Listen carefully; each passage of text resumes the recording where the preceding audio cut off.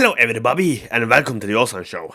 Today, I'm gonna talk about that time Pokemon Pogs ruined everyone's lives. When I was a kid, I liked to spend a lot of time being inside, but once the summer came and the schools closed, there was an unwritten rule that said, go out, make some friends, avoid some tigers. Playing outside was fine, you could hang out with your friends and discuss video games, climb a tree or poke a dead animal, all while inhaling sweet fresh air. It was nice, we were happy. Then Pokemon Pogs came out and the entire neighborhood turned into Gotham. Gangs were formed, gambling and fights were around every corner, blood filled the streets, teeth filled the air. A few vigilant and sane 12-years-old were trying to keep order, but there was no order, there were only Pogs. Let me explain to you what a Pokemon Pog was. It was a small plastic disc with a picture of a Pokemon on it.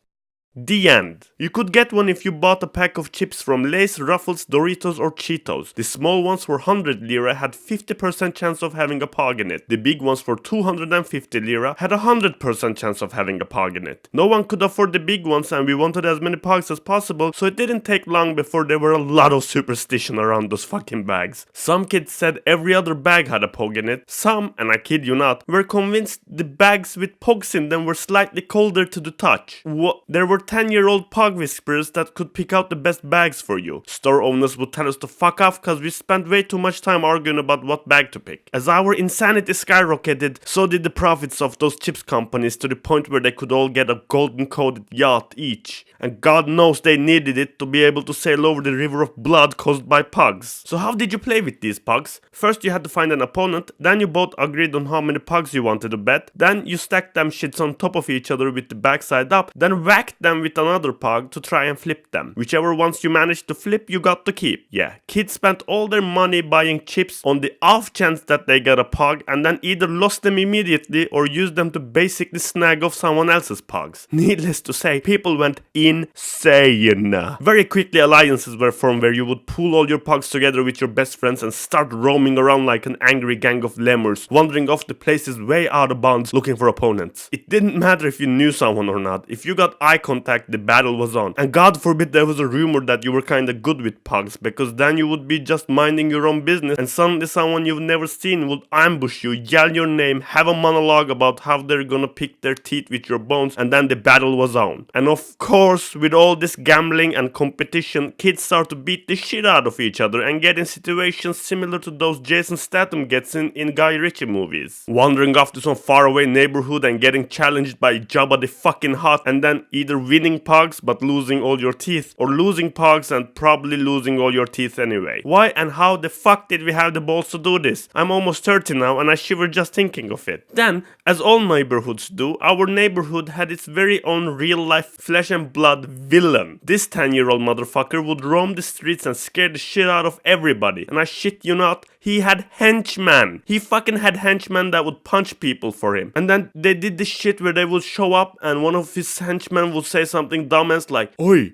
I think boss is smelling a dibs." Yeah, he's smelling a dibs. When this little motherfucker smelled the dibs, it meant that if you had something he liked, he just looked at it and he said dibs, and then you had to give it to him. And people did. Man, we were bitches. Do you think he turned into a lovable 10-year-old kid once the Pog craze showed up? Fuck no. He got way worse. His crackhead dumbass parents got him a fucking airsoft gun, so now he was packing too. Yes, it was the kind of knockoff airsoft gun you buy from twitching hobos behind dumpsters, but still, it scared the shit out of me. That guy has to be either in prison or dead by now. I refuse to believe anything else. Anyway, one day I was outside doing all this like an insane person when Negan suddenly approached me. And I was like, oh fuck, I'm gonna die. And he was all like, yo, Ozan. And I'm like, please don't kill me, man. I have a PlayStation. What will you do without me? Show some mercy. And he was like, no, man.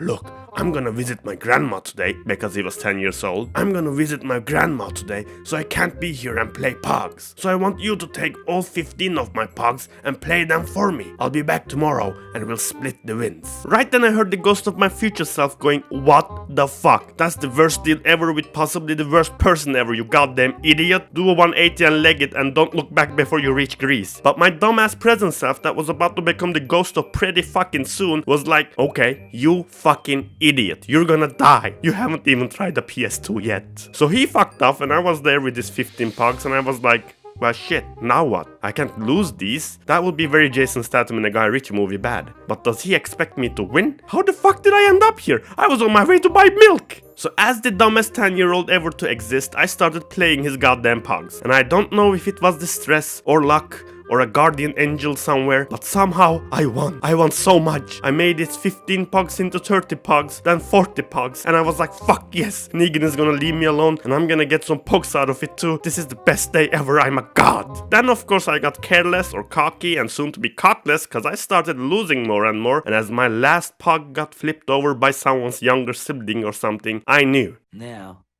we are fucked. That night I lay awake in bed, thinking I won't even know what Tekken 4 feels like. I regret everything. Maybe someday someone will make an Oscar-winning movie about my death. After that I was skiddling around, hiding behind things, and people were walking past me like, don't look at him honey, he's a dead man. I avoided this guy for days. My mom was like, why aren't you playing outside? And I was like, because of the economy and the weather, and come to think of it, why didn't I tell my mom? Oh right, the dumbest 10-year-old ever. So what did you do, Ozan? Did you face Negan? Did you flee the country? Is this the reason you live in Norway now? Nah man. What saved me back then was my friends. They all gave me some Pogs each so I could pay Negan back. Next day I found Negan and was like, hey man, you win some, you lose some. I didn't win anything, but here are 15 Pogs at least. I hope we're good. If you think of it, Pogs are just some plastic discs. It's the sportsmanship and the friends you make along the way that matters. Then he looked at me and said, you'll get a 10-second head start. And I'm like, what? 9. Dude, are you serious? 8. Holy fuck, you goddamn psychopath. So yeah, that was the last being Jason Statham in a Guy Ritchie movie situation I ever was in. Which is funny, cause I was being a total Turkish while also being Turkish. Ha! Anyway, I learned my lesson. Gambling bad, friends good. That's it from me for this time, and if you liked the video, smash the like button. That's the terminology, right? You smash the subscribe if you're into that kind of thing, and I'll see you. Well, I mean, I won't see you, but you'll probably see me.